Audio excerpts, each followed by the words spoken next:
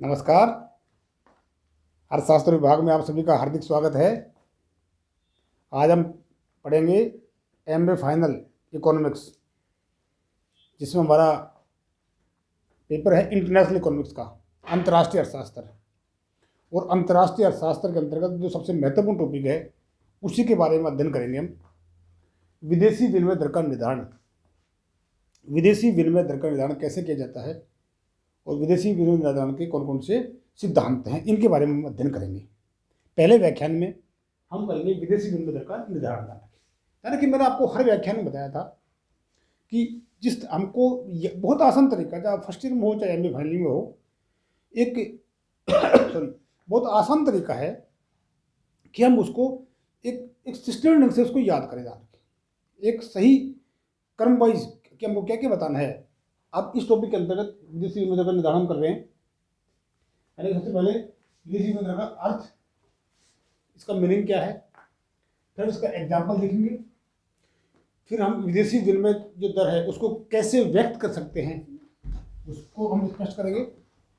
फिर इसका निर्धारण कैसे होता है, मार्केट में इसका निर्धारण कैसे होता है, इसका अध्ययन करेंगे। ठीक है, ये टॉपिक इस विदेशी विनिमय दर के निर्धारण के अंतर्गत हम पढ़ेंगे। और नेक्स्ट अगले व्याख्यान में ध्यान रखिए, फिर हम विदेशी विनिमय दर के निर्धारण के जो सिद्धांत हैं, ध्यान रखिए, उन सिद्धांतों के बारे में पढ़ेंगे जो बहुत महत्वपूर्ण है, बहुत इंपॉर्टेंट निर्धारण है। ये सिंपल किस प्रकार से फॉरेन एक्सचेंज के अंतर्गत यानी विदेशी विनिमय दर का निर्धारण किया जाता है का हम अध्ययन करेंगे। ठीक है, ध्यान रखिए, विदेशी विनिमय अर्थशास्त्र में हम पढ़ते हैं, एक तो होता है विनिमय, एक होता है विनियोग। ठीक है, एक होता है विनिवेश। यानी कि छोटी छोटी कई चीज़ें हैं, मैंने आपको शुरू से ही बता रहा हूँ। जो हम फर्स्ट ईयर से जब पढ़ते हैं, ध्यान रखिए, तो उसी वक्त से हमको एक एक चीज़ों के बारे में अच्छी तरह समझ लेना चाहिए, क्योंकि हम रटेंगे। ध्यान रखिए, मैं आपसे पूछूं विनिमय, आप बताओ विनियोग, विनिवेश किसे कहते हैं, निवेश किसे कहते हैं, ये सब एक एक सॉरी यानी कि अर्थशास्त्र में बहुत इंपॉर्टेंट हैं। तो विनिमय का मतलब होता है एक्सचेंज, आदान प्रदान। और किसका आदान प्रदान, जैसे हम पढ़ते हैं वस्तु विनिमय, हमने पढ़ा पहले बचपन में, वस्तु विनिमय किसे कहते हैं, मुद्रा विनिमय किसे कहते हैं। ठीक है, तो वही विनिमय है, ध्यान रखिए। एक्सचेंज है आदान प्रदान, वस्तु के बदले वस्तु का लेन देन, वस्तु विनिमय। ठीक है, जब वस्तु विनिमय की जो समस्या आई थी, हमने पढ़ा, जो इस वस्तु विनिमय के सामने समस्या आई, उसके बाद में मुद्रा का प्रचलन हुआ। ठीक है, और मुद्रा सबसे आसान तरीका क्या होता है कि हम उसको आसानी से उसमें कन्वर्ट कर देते हैं, और कन्वर्ट करने के बाद उसको आसानी से हम एक्सचेंज या मुद्रा के रूप में उसको विनिमय कर लेते हैं। खैर, तो ये हमारा है विदेशी विनिमय का है। यानी कि विदेशी मुद्रा जो होती है हमारी, फॉरेन एक्सचेंज, उस विदेशी मुद्रा का विनिमय कैसे किया जाता है। यानी कि दो देशों की मुद्राओं का आपस में जो विनिमय होता है, ठीक है, जिस दर पर दो देशों की मुद्राओं के बीच विनिमय होता है उसे विदेशी विनिमय दर कहा जाता है। अर्थात, ठीक है, जिस दर पर, ध्यान रखिए, जिस दर पर दो देशों की मुद्राओं के बीच में विनिमय माने कि आदान प्रदान होता है उसे हम विदेशी विनिमय दर कहा जाता है। अर्थात हम ये भी कहें, अर्थात जो मूल्य विदेशी मुद्रा की एक इकाई का, यानी दोनों का अर्थ एक ही है, दोनों का अर्थ एक ही है। अर्थात जो मूल्य विदेशी मुद्रा की एक इकाई के लिए देशी मुद्रा के रूप में दिया जाता है उसे विदेशी विनिमय दर कहते हैं। अर्थात जो मूल्य विदेशी मुद्रा की, ध्यान रखिए, विदेशी मुद्रा की एक इकाई के रूप में, ठीक है, एक इकाई के लिए जो देशी मुद्रा के रूप में जो दिया जाता है उसे हम विदेशी विनिमय दर कहते हैं। ठीक है, फॉर एग्जाम्पल मैं आपसे कहूं कि एक, ठीक है, यानी कि $1 लिख देते हैं बराबर 70 रुपये।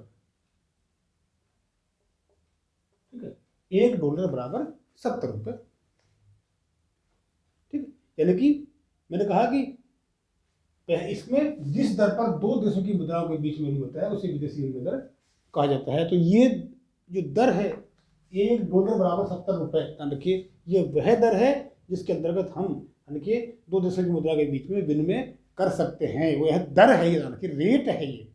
या मैं अगर मैंने कि अर्थात जो विदेशी मुद्रा की एक इकाई के लिए, अर्थात विदेशी मुद्रा की एक इकाई के लिए देशी मुद्रा के रूप में जितना दिया जाता है, विदेशी मुद्रा की एक इकाई $1 बराबर 70 रुपये।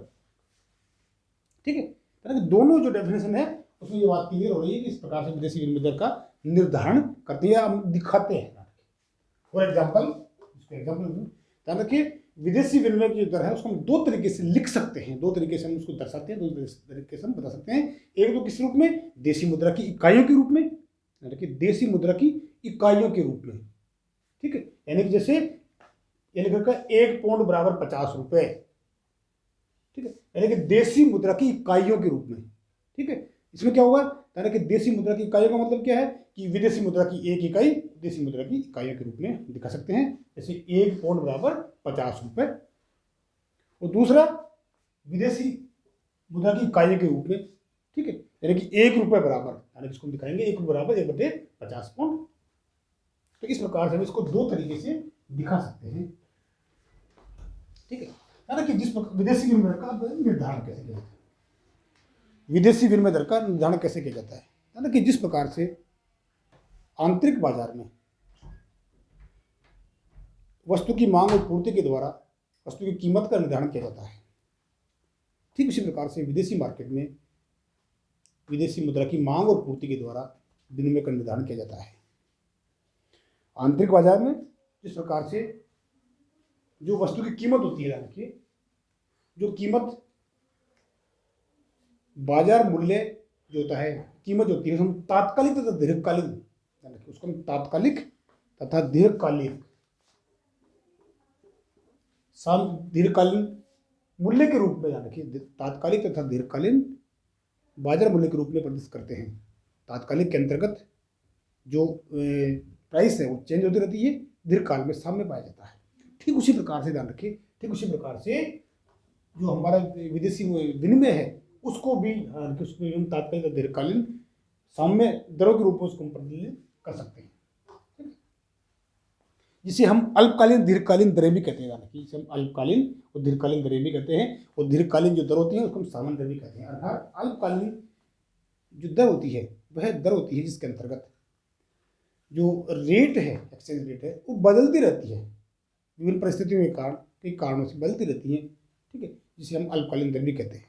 और दीर्घकालीन दर वह दर होती है जो कि साम्य दर कहते हैं, जिसको हम जो स्थिर होती है, साम्य होती है, ठीक है। ध्यान रखिए जहाँ पर जो दीर्घकालीन दर होती है वहाँ पर विदेशी मुद्रा की मांग और विदेशी मुद्रा की पूर्ति बराबर होती हैं, और अल्पकालीन दर में विदेशी मुद्रा की मांग और पूर्ति में बराबर नहीं होती हैं, या इनमें असमानता पाई जाती है, जहाँ कहीं मांग अधिक है या पूर्ति अधिक है, ठीक है।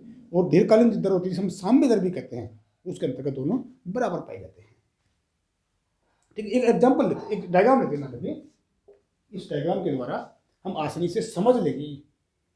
ये जो डायग्राम है, ये जो हम डायग्राम बनाया है, इस डायग्राम के अंतर्गत हम विदेशी मुद्रा की मांग और विदेशी मुद्रा की पूर्ति के द्वारा किस प्रकार से विदेशी विनिमय दर का निर्धारण किया जाता है का हमने निर्धारण किया है, ठीक है। ये विदेशी मुद्रा की जो पूर्ति है उसका डायग्राम है, ठीक है, और ये विदेशी मुद्रा की जो मांग है उसका डायग्राम है। और एक अक्ष पर विदेशी मुद्रा की मांग और पूर्ति, डिमांड से डायग्राम, विदेशी मुद्रा की जो मांग जो पूर्ति को लिया गया है, ठीक है, तथा ओवाई जो अक्ष है इस पर विदेशी विनिमय दर का निर्धारण कैसे किया जाता है। तो विदेशी विनिमय को लिया गया है, विनिमय दर को लिया गया है, ये एक्स ओ एक्स एक्स ओ एक्स, ठीक है। ये मैंने बनाया डायग्राम, ठीक है। ये हमारा डिमांड पूर्ति है। अब प्रारंभ में रखें हम ये बिंदु ले लेते हैं ई, ठीक है। हम देखना कि डायग्राम को देख के बता सकते हैं कि जो ई बिंदु है, इस ई बिंदु पर विदेशी मुद्रा की मांग और पूर्ति दोनों बराबर है, विदेशी मुद्रा की मांग और पूर्ति दोनों बराबर है। ध्यान रखिए इस ई बिंदु पर, इसे हम क्या कहते हैं, इसे हम साम्य दर भी कहते हैं, दीर्घकालीन दर, साम्य दर या सामान्य दर भी कहते हैं। साम्य दर का मतलब संतुलन की दर, सामान्य दर और दीर्घकालीन दर भी कहते हैं, जब मांग और पूर्ति दोनों बराबर है, ध्यान रखें, ठीक है। एक दर हमारी R1 है, R1 को आप देख लीजिए, R1 में क्या स्थिति है, R1 के अंतर्गत हम देख रहे हैं यहाँ पर S is greater than B, यानी कि R1 से आप देख लीजिए, इसके सामने यहाँ मुद्रा विदेशी मुद्रा की मांग कितनी है, डिमांड तो है R1, और इसको ले लेता हूं मैं E1, ठीक है, इसको ले लेता हूं E2, ठीक है।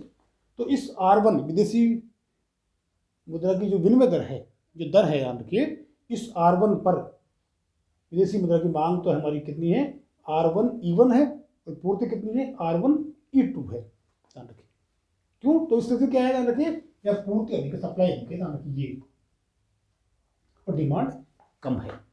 तो ऐसी स्थिति में क्या होगा, ध्यान रखिए, पूर्ति अधिक है तो पूर्ति जो विदेशी मुद्रा की जो पूर्ति करते हैं उनमें प्रतियोगिता अधिक हो जाने के कारण, ध्यान रखिए, प्रतियोगिता अधिक होगी तो इससे क्या होगा, वो प्राइस कुछ कम करेंगे, अर्थात इसी स्थिति में ध्यान रखिए सप्लाई जो है पूर्ति कम हो जाएगी और डिमांड भी स्थिति में कुछ कम हो जाती है, नीचे आ जाती है डिमांड भी। तो ऐसी स्थिति में ध्यान रखिए जो R1 है हमारी, ऐसी स्थिति में R1 नीचे आके R1 पर आ जाती है। तो इस प्रकार से साम्य दर स्थापित हो जाती है, ठीक है। इसके विपरीत सेम भी स्थिति R2 पर है, यहाँ पर क्या है, डिमांड अधिक है, ठीक है, सप्लाई अधिक है, तो यहाँ पर क्या होगा कि डिमांड बढ़ेगी और कुछ सप्लाई की दर बढ़ेगी। तो इस कारण से ध्यान रखिए अभी यहाँ कम है, ये ध्यान रखिए सप्लाई बढ़ेगी इधर, ठीक है, और ये इधर ऊपर बढ़ेगी और इस बिंदु पर आ जाएंगी, ये बिंदु पर आ जाएंगी। तो इस कारण से ध्यान रखिए मांग और पूर्ति में जब अल्पकाल में असंतुलन हो जाता है विदेशी मुद्रा की मांग और पूर्ति में, तो